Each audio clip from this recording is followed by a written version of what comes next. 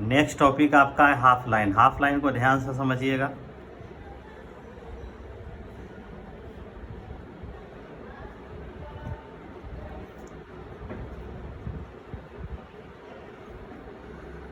अब आपको ये समझना है कि ये भी एक लाइन है। इमेजिन कर लेना है कि हमारा एक ए बी लाइन है, तो हम पहले समझ रहे हैं। चूँकि इसकी एंड पॉइंट नहीं होती है, सबसे बड़ी मेन समझना है। हमारा वो एक पॉइंट हो गया, तो वो एक पॉइंट हो गया। हाफ का मतलब यहाँ नहीं समझना 50-50, माने चूँकि लाइन कोई डिफिनिट है या नहीं, तो उसका 50-50 क्या हो सकता है? कुछ भी 50-50 नहीं हो सकता है। लाइन का लेंथ फिक्स है ही नहीं, तो उसका 50 क्या होगा? लाइन सेगमेंट 5 cm का हो सकता है, तो 5 cm का होगा लाइन सेगमेंट, तो उसका आधा भी हम लोग मालूम कर लेंगे। लेकिन इसमें आधा क्या होगा? तो सपोज वो एक पॉइंट है, अगर हम यहाँ पर से कट कर देते हैं तो आपका 2 रेज जो हो गया वो एक पॉइंट हो गया, तो O A and O B are 2 rays हो गया। रेज भी एक लाइन भी कहलाता है क्योंकि वो राइट का पार्ट है, तो 2 रेज हो गया। अब समझते हैं कि 2 रेज क्या है। ये देखिए रेज है, ये रेज, एक रे आपका ओ ए है, एक रे ओ बी है। अब सोचते हैं कि ओ बी में ओ इंक्लूड्स है ना, ये जो आपका है रे ओ बी जब लिखेंगे तो वो समझा जाएगा कि ओ बी रे ओ बी में ओ शामिल है। बट अगर हाफ लाइन बोलेंगे, हाफ लाइन ओ ए, क्योंकि वो भी उस लाइन का आधा होगा, तो जब ये बोलेंगे तो इसका मतलब हो गया, इसका मतलब ये हो गया ओ इज नॉट इंक्लूडेड, यानी ओ इसमें शामिल नहीं है। यही सबसे बड़ी हमारी क्या होती है? अंतर होती है। सबसे बड़ा जो अंतर हमारा वही है कि ओ बी रे है या ओ ए रे है, तो ओ बी में तो वो शामिल है। इमेजिन कीजिए वो शामिल है, जब वो उसमें शामिल हो जाएगा तो हाफ लाइन में वो शामिल नहीं होगा। बस यही अंतर है क्या हमारा हाफ लाइन और लाइन रे में। इससे पता चल गया कि रे जो होता है वो हाफ लाइन से क्या होगा? बड़ा होगा, है कि नहीं? इसलिए क्योंकि उसमें एक पॉइंट ज़्यादा शामिल, तो ये हमारा क्या हो गया? Half line. अब समझते जाएंगे, कोई दिक्कत होगा तो कमेंट बॉक्स में लिखेंगे, फिर बात को विस्तार से बता दिया जाएगा। ये हमारे लाइन्स और एंगल्स हो गए। अब बहुत सारे टॉपिक्स है, तो लाइन्स के बारे में आप समझ गए। मेन रूप से लाइन्स के बारे में समझना था, एंगल्स के बारे में बाद में समझा जाएगा। अब कुछ इसमें बहुत सारे जो है मैं बताता हूँ।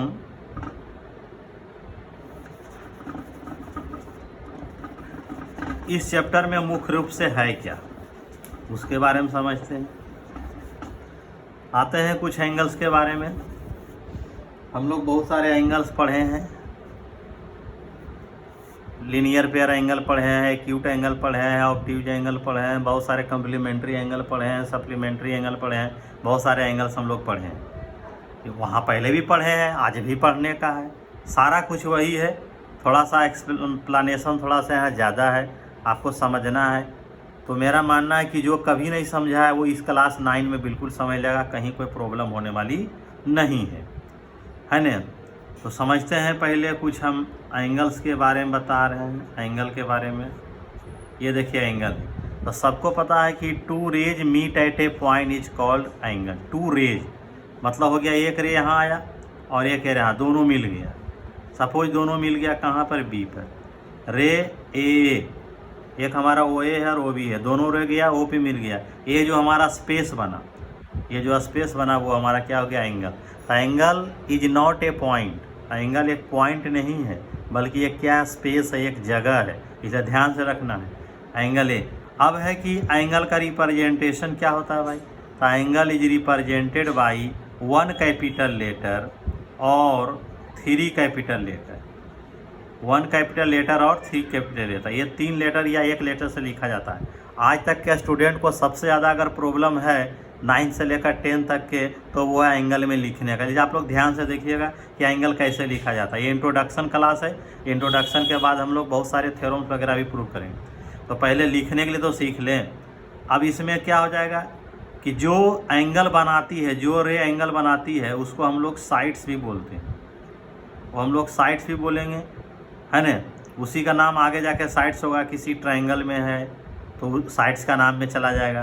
तो यहाँ पर जो साइड्स है वो रेज हो गया, जो रे है वही साइड्स है, यानी ओ ए है और कौन है, ओ बी है। इस तरह से हमारा एंगल भी हो गया। तो एंगल 3 लेटर है, कैपिटल लेटर है। अब आपको समझना है आखिर 3 लेटर और कैपिटल लेटर लिखने का राज क्या है। तो बहुत बड़ा राज है, समझ लीजिए आप लोग, बहुत बड़ा राज है। आप जहाँ पाइएगा वहाँ लिख नहीं सकते हैं। जैसे मैं एक फिगर ड्रॉ किया, आपका एक फिगर है, एक ट्रायंगल का फिगर है। आपका रेज जो है देखिए, एक बार बी पर मीट कर रहा है तब बी पे एंगल बनेगा, एक बार ए पे मीट कर रहा है तो वहाँ भी बनेगा। तो डिफिनीशन कर रहा है 2 rays meet at a point. 2 rays, angle बनाने के लिए 2 रेज चाहिए, 3 रेज नहीं चाहिए। लेकिन स्टूडेंट क्या है, 3 रेज रहे, 4 रेज रहे, सभी में एंगल बना देता है और एक ही एंगल से सबको बुलाता है। खैर छोड़िए, आप देखिए अगर इसमें 3 एंगल है, एंगल ए है, एंगल बी है और एंगल सी है। एंगल ए को 3 लेटर से लिखेंगे तो ये हो जाएगा बी ए सी या सी A B. C A B भी लिख सकते हैं, दोनों लिख सकते हैं, है ना। ये आपका हो गया सी ए बी। बी को भी लिख सकते हैं ए बी सी, और हमारा हो गया ए बी सी के साथ हो गया सी बी ए। एंगल सी में करेंगे तो ये हो जाएगा ए सी बी, और ये हमारा हो जाएगा क्या, बी सी। ये आपका सिंबल हो गया। पहले भी आप जानते होंगे, कुछ ऐसा बात नहीं कि नहीं जानते होंगे। ये आपका सिंबल हो गया। देखिए 3 लेटर, तो यहाँ पर हम 1 लेटर और 3 लेटर से लिख सकते हैं। तो आप जान लीजिए कि 1 लेटर से कहाँ लिखेंगे। जहाँ पर आपको ओनली 2 रेज दिखेगा, जैसे देखिए 1 रेज ये हो गया, 1 रेज ये, तो इसको हम 1 लेटर और 3 लेटर दोनों से लिख सकते हैं। लेकिन मैं एक दूसरा फिगर दे रहा हूँ, फिगर को ध्यान से देखेंगे। ये देखिए फिगर, ये है आपका, ए है, बी है, सी है और डी है। देखिए यहाँ पर एक एंगल ये है जो पूरा बता रहा, और एक एंगल ये है और एक एंगल ये है। यहाँ पर देखिए एक एंगल ये है, एक एंगल ये है और एक एंगल देखिए पूरा। अब बट यहाँ पर क्या है, सिंगल है, यहाँ पर सिंगल है। तो यहाँ पर मात्र सिंगल एंगल कहाँ पर है, जहाँ पर ये है। क्यों सिंगल है, क्योंकि वहाँ पर ओनली 2 रेज। देखिए 1 रेज इधर है, 1 रेज इधर है। बट यहाँ पर देखिए 1 रेज, 2 रेज, 3 रेज। यहाँ पर देखिए 1 रेज, 2 रेज, फिर यहाँ पर क्या हो गया 1 2 3। आप क्लियर समझ लीजिए फिगर से, 1 है, 2 है, 3 है। तो जहाँ 3 रेज दिखेगा और वहाँ पर जो एंगल बनेगा वो कभी भी 1 लेटर से, सिंगल लेटर से नहीं लिखा जाएगा। जब लिखा जाएगा तो 3 लेटर से। हम इस एंगल का नाम 1 कर देते हैं। ज्योमेट्री में 1 2 लिखने का आदत डाल लीजिए। 3 हो जाएगा, यहाँ पर क्या हो जाएगा 4 हो जाएगा। अब है कि एंगल 1, एंगल 1 को हम कैसे लिखेंगे। तो एंगल 1 को हमेशा 3 लेटर से लिखेंगे। ये नहीं समझिएगा बी है, बहुत सा बोलता है एंगल, इसका क्या नाम है जी, तो बी है। इसका क्या नाम है जी, बी। सबके बी ए बोलता था, सब बी ए, सब बराबरी हो जाएगा बी। तो एंगल 1 है ये, ध्यान से देखेंगे। एंगल ए को लिखेंगे ए बी डी, और एंगल 2 को लिखेंगे सी बी डी। आप सी बी डी लिखे या डी बी, से कोई फर्क नहीं है। जो एंगल होता है वो हमेशा बीच में आता है, ध्यान दीजिएगा। ये दोनों एंगल ना है, ये तो खाली लिखने में सहायक है। एंगल बी है, एंगल बी, यहाँ सी है, यहाँ बी है और यहाँ ए है।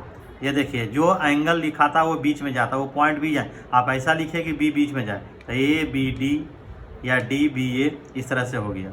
अब आइए एंगल 3 के बारे में अगर आप लिखना चाहते हैं तो आपको लिखना होगा ए डी बी, और एंगल 4 के बारे में अगर आप लिखेंगे तो एंगल हो जाएगा बी डी सी। तो एंगल ये है, तो आप इसको डी ना समझेंगे, बी डी सी है। डी और बी डी सी में अंतर है। अगर हम पूरा लिखेंगे तो आपका हो जाएगा ए डी सी।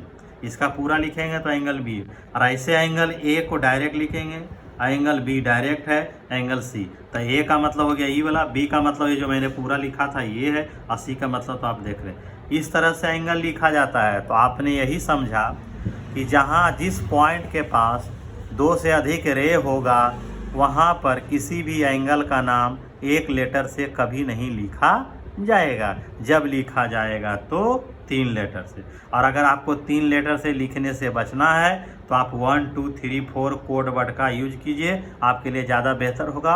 और ज्योमेट्री आप बहुत ही आसानी तरीके से क्या कर सकते हैं, सीख सकते हैं। इस बात का आप ख्याल रखिएगा। फिर भी कोई दिक्कत होगा तो आप वीडियो को पहले एंड तक देखें, जब कुछ दिक्कत होवे तो फिर से दोबारा देखें तो आपको समझ में आ जाएगा। मेरी आवाज़ की वैल्यू है और बाकी चीज़ तो लिखा हुआ, लेकिन जो आवाज़ मैं बोला हूँ वो ज़्यादा, क्योंकि मैं सब कुछ तो लिख नहीं सकता हूँ, तो मेरी आवाज़ की वैल्यू, इसलिए वीडियो हमेशा एंड तक देखें और मेरे चैनल को ज़रूर सब्सक्राइब करें और शेयर भी करें अधिक से अधिक लोगों को। ये आपका एंगल हो गया। अब मैं आपको बताने जा रहा हूँ इसके टाइप्स पर, थोड़ा सा मैं बता देता हूँ, थोड़ा सा इंट्रोडक्शन दे देता हूँ। ऐसे तो जब जब ज़रूरत होगा, जब जब हम लोग वहाँ पर जाएंगे, लेकिन मैं कुछ इंट्रोडक्शन दे देता हूँ। क्या है ये देखते हैं। अब हम लोग टाइप्स पर देखते हैं।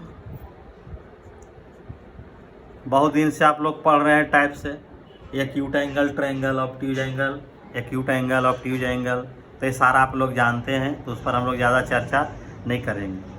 पहला है 0 डिग्री, है ना, 0 एंगल हो गया। दूसरा जो है वो होल हो गया या कंप्लीट। थर्ड जो हो गया वो एक्यूट हो गया। 4 हो गया राइट एंगल, सब राइट एंगल है। 5 जो हो गया ऑब्ट्यूज एंगल हो गया, एक्यूट ऑब्ट्यूज हो गया। 6 में हो गया रिफ्लेक्स, रिफ्लेक्स ये सब पढ़ने का है। 7 जो हमारा हो गया ये रिफ्लेक्स हो गया, होल हो गया। कम्प्लीमेंट्री, तो चलते हैं अब हम लोग यहाँ समझते हैं कम्प्लीमेंट्री एंगल तक, है ना। तो 0 डिग्री ये क्या है, तो इसकी वैल्यू कितनी होगी, सब जानता है कि इसकी वैल्यू 0 डिग्री होगी। होल एंगल की वैल्यू कितनी होगी, तो 360 होगी। एक्यूट एंगल का क्या होगा, तो लेस देन 90 होगा, लेस देन 90 डिग्री। राइट का क्या होगा, इक्वल टू 90 डिग्री। और इसका क्या होगा, मोर देन 90 डिग्री। इसका रिफ्लेक्स क्या हो गया, मोर देन 180 डिग्री।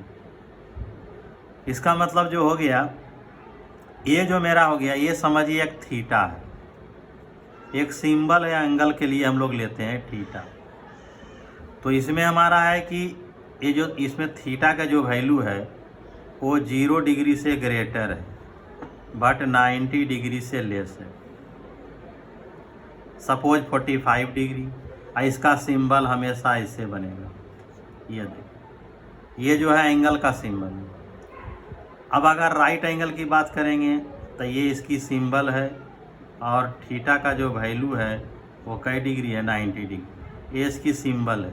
आपको परपेंडिकुलर को आपको इस तरह से लिखना है। ऑब्ट्यूज में क्या हो जाता है, थीटा का जो वैल्यू होती है वो 90 डिग्री से ज़्यादा होती है और 180 डिग्री से कम होती है, और 90 से बड़ा, 180 बड़ा से कोई भी आप एंगल लेंगे। देखिए ये सिंबल आपका हो गया ऑब्ट्यूज का, ये सिंबल आपका हो गया ऑब्ट्यूज का, एंगल का सिंबल है। ये तो आपका समझ ही रहे हैं कि थीटा की वैल्यू ये आपका क्या हो जाएगा, थीटा जो इसमें होगा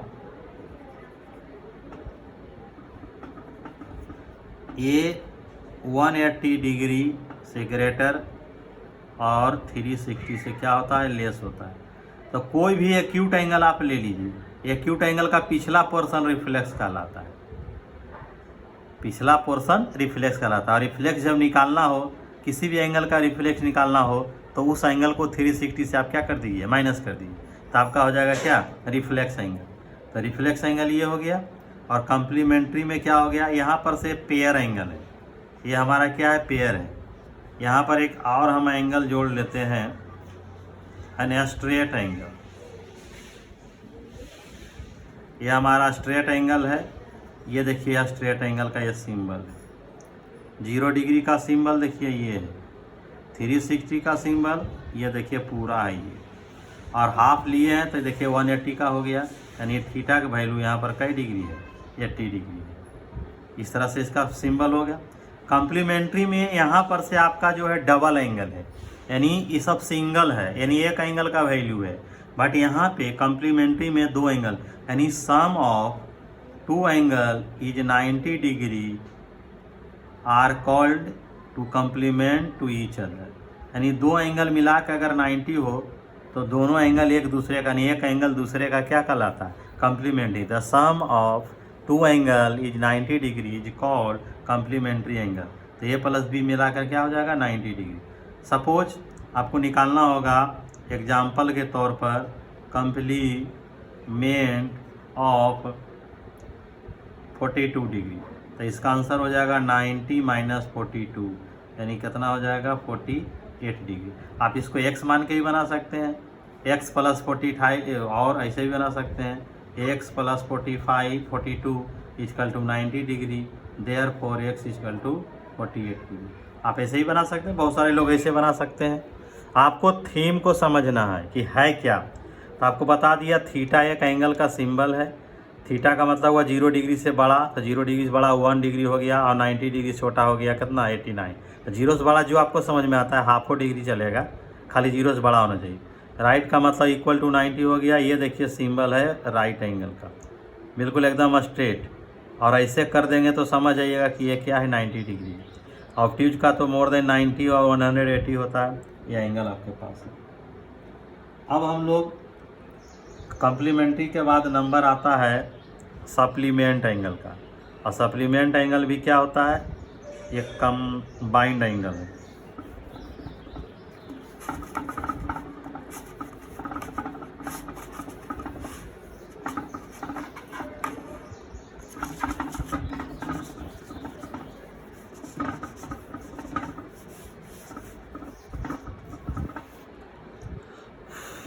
देखा जाए अब नेक्स्ट।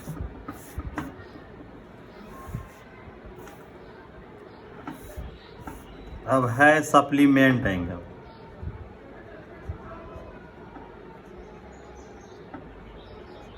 तो सप्लीमेंट एंगल में क्या है? इसमें टू एंगल्स है। The sum of two angles is 180 degree is called supplement angle. Suppose a और बी टू एंगल है, तो दोनों मिलाकर के डिग्री होगा 180। अगर इसमें किसी का एक वैल्यू निकालना होगा तो माइनस होगा। अगर ए निकालेंगे तो 180 माइनस क्या हो जाएगा?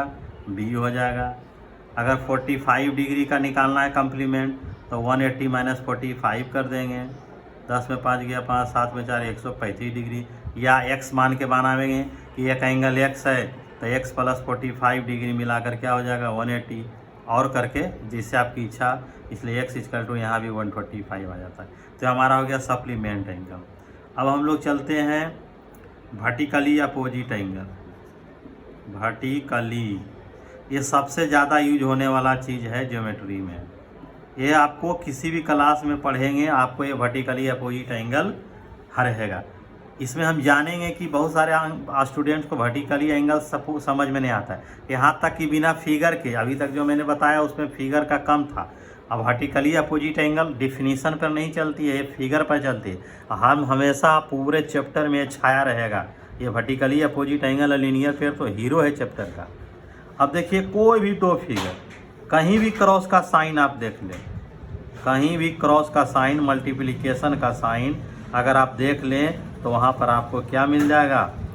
वहाँ पर आपको मिल जाएगा वर्टिकली अपोजिट एंगल। कहीं भी आप देख सकते हैं, क्रॉस का साइन होना चाहिए। जहाँ भी क्रॉस का साइन रहेगा वहाँ पर क्या मिलेगा? Vertically opposite angle. इसका हम लोग शॉर्ट में लिखेंगे VOA, VOA लिखेंगे।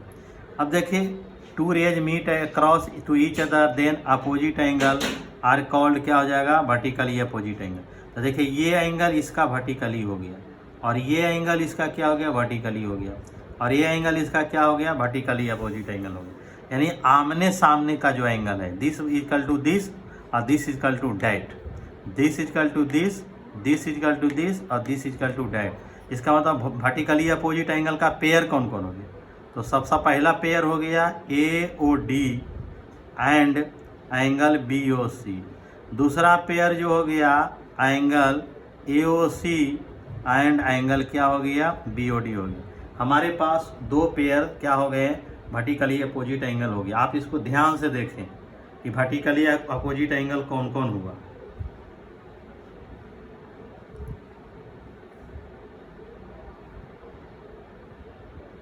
देख रहे हैं?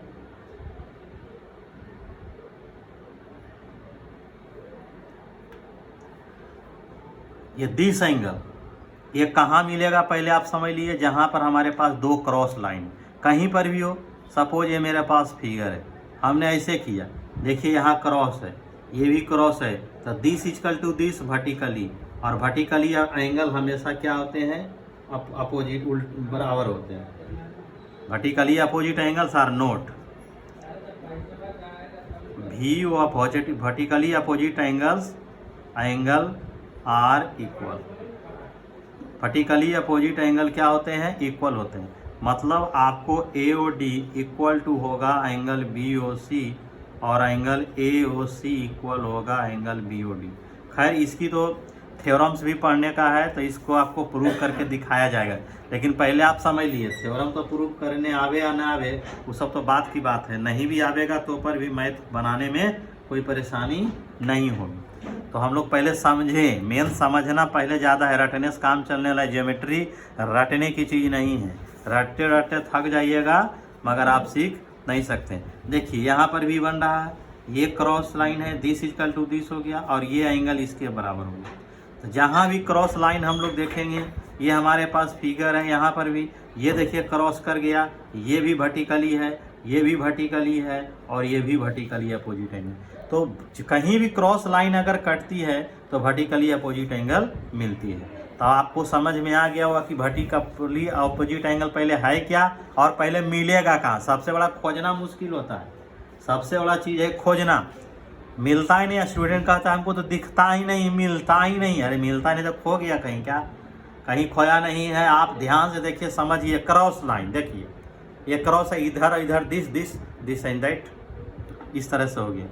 अब मैं आपको बताने जा रहा हूँ लीनियर पेयर के बारे में, एडजेसेंट एंगल के बारे में। अब एडजेसेंट एंगल, बस इतना टॉपिक जिसने समझ लिया समझिए भाई, ज्योमेट्री का 2-4 चैप्टर तो खींच लिया, 2-4 चैप्टर खींच लिया। 2-4 चैप्टर में कहीं कोई दिक्कत नहीं है। तो देखिए,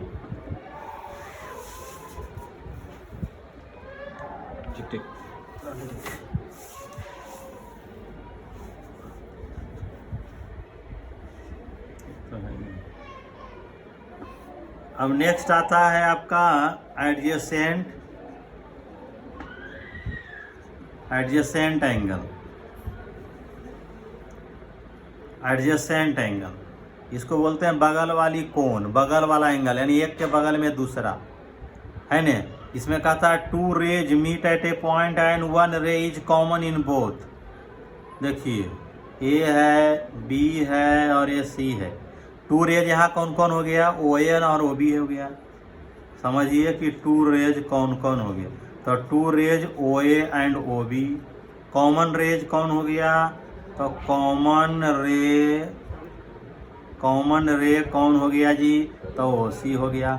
और इस कॉमन रेज और इन दोनों के बीच में जो एंगल बना, यही हमारा एडजेसेंट है। बताइए एक दूसरे के बगल है कि नहीं, इसके बगल में, इसके बगल में ही। एडजेसेंट में हमेशा एक एंगल, एक रे जो होती है वो कॉमन होती है, वही पकड़ने का सबसे तरीका है। और मैंने तो सब कुछ बता दिया।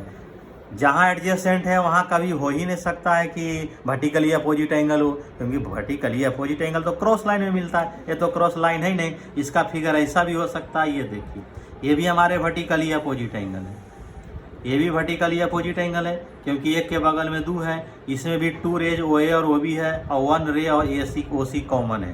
तो अगल बगल का एंगल हो गया, कोई भी अगल बगल का एंगल आप ले सकते हैं, तो हमारा क्या कहलाता है, एडजेसेंट एंगल कहलाता है। तो ये हमारे क्या हो गया, एडजेसेंट। तो angle A O C and angle B O C are adjacent. इसको एडजेसेंट शॉर्ट में लिखेंगे और क्या हो जाएगा, एडजेसेंट एंगल्स हो जाएगा। ये हमारे शॉर्ट में लिखे गए। लेकिन यहाँ भी एडजेसेंट है, यहाँ भी एडजेसेंट है, दोनों एंगल क्या है, एडजेसेंट है। छोड़िए छोड़िए छोड़िए, ए ओ सी और बी ओ सी हमारे एडजेसेंट एंगल है, यहाँ भी एडजेसेंट है, यहाँ भी एडजेसेंट। लेकिन आप देखिए दोनों पर ध्यान दीजिए, ये जो एडजेसेंट है ये हमारा स्ट्रेट लाइन पर, एडजेसेंट तो बहुत सारे बन सकते हैं, ये हमारे क्या कहलाते हैं, ये हमारे क्या कहलाएंगे, ये हमारा एक स्ट्रेट लाइन पर है। और स्ट्रेट लाइन पर बहुत सारे हो सकते हैं, जिससे मैं एक दूसरा फिगर देता हूँ। ये देखिए, ये हमारा 1 है, ये 2 है, ये 3 है, ये 4 है। तो देखिए 1 और 2 क्या है, एडजेसेंट है, क्योंकि दोनों अगल बगल है। Angle 1 angle 2 adjacent, angle 2 and angle 3 adjacent, angle 3 and angle 4 adjacent, angle 4 and angle 1 adjacent. क्या है, इसके बगल में ये है तो ये दोनों एडजेसेंट, इसके बगल में ये है तो ये दोनों एडजेसेंट, इसके बगल में ये है तो ये दोनों एडजेसेंट, और इसके बगल में ये है तो ये दोनों एडजेसेंट। बट अगर सामने सामने ले तो यहाँ क्रॉस लाइन भी है, और क्रॉस लाइन पर ये दोनों वर्टिकली अपोजिट एंगल, ये भी वर्टिकली अपोजिट एंगल। तो देखिए जहाँ वर्टिकली है वहाँ पर एडजेसेंट भी हो गया। तो जहाँ भी क्रॉस लाइन रहेगा तो वहाँ पर वर्टिकली अगर है तो पक्का एडजेसेंट भी होगा, है ना। यहाँ पर क्या हो गया, वैसे कहीं भी दो बगल में एंगल आप देखिए तो हमारा एडजेसेंट एंगल हो गया। अब चलते हैं लीनियर पेयर। एक एंगल है लास्ट में आपका लीनियर पेयर एंगल। ये लीनियर पेयर एंगल्स क्या हो, कहता है two adjacent lie on a straight line, two adjacents angles lie on a straight line. अगर दो एडजेसेंट एक स्ट्रेट लाइन पर हो, स्पेशली स्ट्रेट लाइन पर, देखिए ये स्ट्रेट लाइन है, क्या हो गया, ए हो गया, ओ हो गया, और ये बी हो गया, और ये क्या हो गया, सी हो गया। तो ये इसमें क्या होगा, ओ ए और O B opposite to each other, O A and O B are opposite, यानी एक दूसरे के अपोजिट में है, अपोजिट टू ईच अदर। अगर कोई भी टू रेज अगर एक दूसरे के अपोजिट में हो और एक रे कॉमन होगा तो वहाँ पर आपका क्या बनेगा, लीनियर पेयर होगा।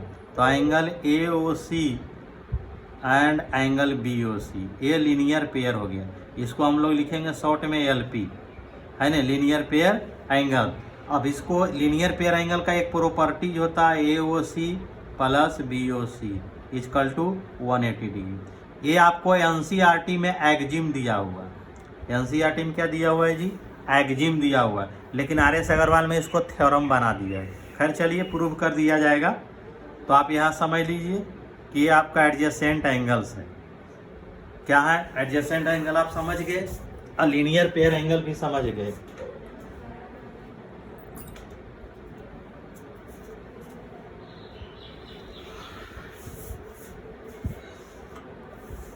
तो एडजेसेंट और लीनियर पर में बहुत कम का अंतर है। एडजेसेंट एंगल अगल बगल का कोई भी दो एंगल एडजेसेंट हो सकता है, बट अगर एक स्ट्रेट लाइन पर एडजेसेंट एंगल है तो वो सिर्फ लीनियर पेयर कहलाएगा। और लीनियर पेयर एंगल का एक प्रॉपर्टीज है कि दोनों एंगल मिलाकर 180 होता है, जबकि एडजेसेंट एंगल का कोई प्रॉपर्टीज नहीं। This plus this is what I don't know, no anyone no. ये दोनों एंगल मिलाकर क्या होगा ये कोई नहीं जानता, बट ये दोनों एंगल मिलाकर 180 होगा ही तो होगा, ये सब कोई जानता है। आप इसको चेक भी कर सकते हैं। तो ये हमारा हो गया एडजेसेंट एंगल। अब आपको बताते हैं कि हमको ज्योमेट्री में पढ़ना क्या है, आखिर हम इसकी शुरुआत कैसे करेंगे, क्या चीज़ हम जाने तो हम समझे। तो आपको उसी से रिलेटेड बहुत ही इम्पोर्टेंट आपको बताया जा रहा है। इसको ध्यान से सुनेंगे, जब तक वीडियो आप एंड तक नहीं देखेंगे आपको कुछ भी समझ में नहीं आने वाला।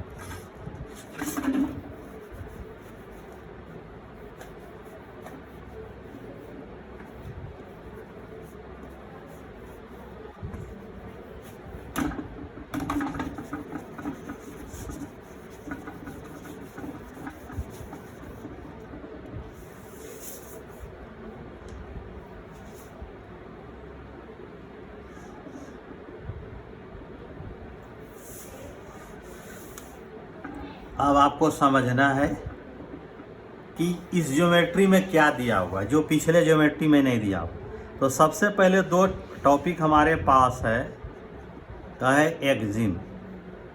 एक्जिम है क्या, ये क्या है, सेल्फ प्रूव्ड स्टेटमेंट है ये, जिसको यूक्लिड ने मान लिया था। बहुत सारे एक्जिम दिए हुए हैं आपको, पोस्टुलेट भी दिए हुए हैं, आप उसको पढ़ लेंगे जो उसने बनाया है। वो पहला चैप्टर सिर्फ याद करने का चीज़ है। तो एक्जिम है क्या, एक सेल्फ प्रूव्ड स्टेटमेंट है। तो सबसे पहला जो हमारा ज्योमेट्री का जो फादर था वो यूक्लिड ने, उसी ने बताया कि हमारा एक्जिम क्या है और थ्योरम्स क्या। पहले लोग बहुत सारे लोग पढ़ते थे, मैथ जानते थे, लेकिन प्रूविंग क्या होता है ये सबसे पहले यूक्लिड ने ही बताया है। उसने अपने बुक को 13 पार्ट्स में डिवाइड कर दिया है और उसी का जो हमारे बुक में पढ़ने का है। तो कुछ चीज़ को क्या किया है कि चैप्टर एकदम 9th का जो चैप्टर है वो एक सिस्टम से बनाया हुआ है। यानी कि आपको कोई भी चैप्टर खोलिएगा तो उसके पहले एग्जिम मिलेगा। अगर एग्जिम जिस चैप्टर में नहीं मिल रहा, इसका मतलब आप समझ लीजिए कि जिसे चैप्टर नंबर 3 पढ़ रहे हैं तो उसका यूज चैप्टर नंबर 2 और 1 से रिलेटेड है। और अगर चैप्टर नंबर 3 में कोई नई चीज़ पढ़ने का रहेगा तो पक्का उसमें एक एग्जिम डालेगा। ये बात आप समझ लीजिए, है ना। इसलिए ये समझना होगा। तो एग्जिम है सेल्फ प्रूव्ड स्टेटमेंट इसको बोलते हैं। इसको प्रूव करने की ज़रूरत नहीं है, सिंपली आप रिमेंबर कर ले। दूसरा आपका आता है थ्योरम। थ्योरम क्या है? अब क्या होता है, ये क्या है, इसको need to, require to prove, need to prove, यानी ये ऐसा स्टेटमेंट है जिसको हमको प्रूव करने की ज़रूरत है with the help of the exam या with the help of the previous material. बहुत सारे चीज़ हमारे पास दिया हुआ है, उस मटेरियल के हेल्प से हम इसको क्या करेंगे, प्रूव। तो अभी हमने जितनी मटेरियल आपको मैंने बताया, सिर्फ आप उतनी ही मटेरियल आप अपने दिमाग में रखिए, उतनी मटेरियल से आप पूरे ज्योमेट्री को आसानी से समझ सकते हैं, कहीं कोई दिक्कत नहीं होगा, बिल्कुल आराम से समझ सकते हैं। आपको ज़्यादा पढ़ने की कोई ज़रूरत नहीं। अब है कि किसी भी थ्योरम को प्रूव कैसे किया जाएगा, how to prove theorem, how to prove theorem. इस थ्योरम को कैसे प्रूव किया जाए, हाउ टू प्रूव क्या हो जाएगा, थ्योरम। इसको कैसे प्रूव करना है, तो आपको क्या क्या चीज़ चाहिए, कौन कौन से पॉइंट चाहिए, वो आपको समझना है। तो किसी भी थ्योरम को प्रूव करने के लिए हमको 5 स्टेप से गुजरना पड़ता है। ये 5 स्टेप्स बहुत इंपॉर्टेंट है। तो पहला होता है गिवन, कि आपका क्वेश्चन में क्या गिवन है, थ्योरम में क्या गिवन है। दूसरा आता है टू प्रूव या प्रूव दैट, बहुत सारा लोग लिखते हैं, या प्रूव दैट भी लिखते हैं। टीपी का मतलब हो गया टू प्रूव, प्रूव दैट का मतलब हो गया पीटी, शॉर्ट में ही चलेगा। थर्ड में हम लोग चलेंगे कंस्ट्रक्शन। कंस्ट्रक्शन इफ नीड, अगर ज़रूरत रही तो, अदरवाइज ये गिवन तो ज़रूरी है, ये होना ही होना है, टू प्रूव ही होना ही होना है। कंस्ट्रक्शन अगर ज़रूरत हो तो। 4 में आपका हो गया प्रूफ, और 5 में लास्ट में लिखाता है प्रूफ। ये 5 स्टेप्स हैं जिसमें ये स्टेप की ज़रूरत तब पड़ेगी जब आप बहुत सारा स्टूडेंट ये सोचता होगा कि कब ज़रूरत है और कब ज़रूरत नहीं है। तो उसके लिए थ्योरम्स है, चूँकि यूक्लिड ने बनाया है तो उसने अपने ही लॉजिक और अपने थ्योरी से उसने क्या किया है, थ्योरम्स को प्रूव किया। तो हमें तो उसी को बात को मानना है। लेकिन जहाँ तक हमको कोई क्वेश्चन को बनाना है, कोई डिडक्शन बनाना है, ज्योमेट्री को मैथ को डिडक्शन बोलते हैं, अगर डिडक्शन बनाना है तो वहाँ पर हमारे इच्छानुसार कंस्ट्रक्शन होगा। बट हमारे थ्योरम्स में हमारे इच्छानुसार नहीं होगा, एक आध को छोड़ करके भलो 2-3 नियम से बन सकता है, अदरवाइज सारा रूल आपको रेगुलेशन यूक्लिड का ही फॉलो करना पड़ेगा। धन्यवाद। अब आपका थ्योरम की शुरुआत हम अगले वीडियो में देखेंगे, आप देखिएगा और हमारे वीडियो को हमेशा देखते रहिए, बराबर जाते रहेगा। और इस वीडियो को देख कर ही आप ज्योमेट्री सीख लेंगे, आपको ज़रूरत ज़्यादा पढ़ने की नहीं है। स्टॉप।